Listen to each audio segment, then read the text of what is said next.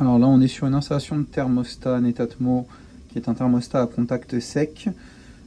Sur un circulateur, on est sur une chaudière extrêmement ancienne où il n'est pas possible de brancher le thermostat directement sur le brûleur, sur la chaudière et d'avoir une fonction directement sur le brûleur. Donc on va avoir une fonction directement sur le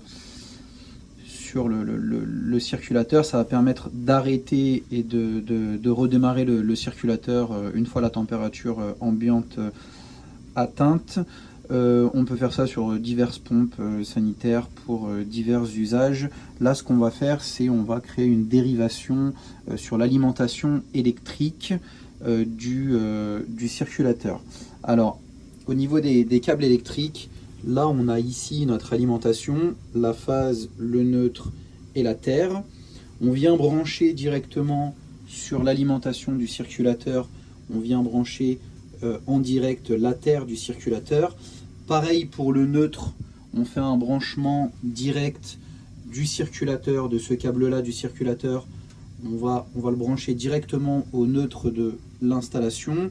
Et derrière, on va créer une dérivation sur la phase. On a notre Netatmo. Netatmo, on a les deux câbles. Ça, où il y a la petite étiquette du 230 volts, c'est l'alimentation électrique. Donc l'alimentation électrique, on vient se brancher ici sur la phase et le neutre directement, et ici on a notre contact sec.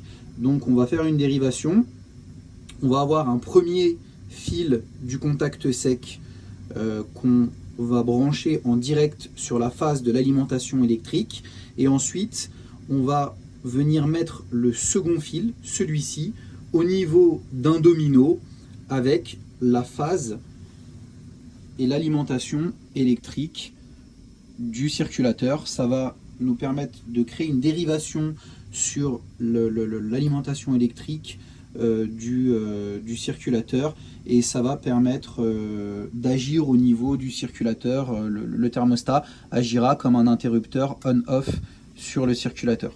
Voilà tout.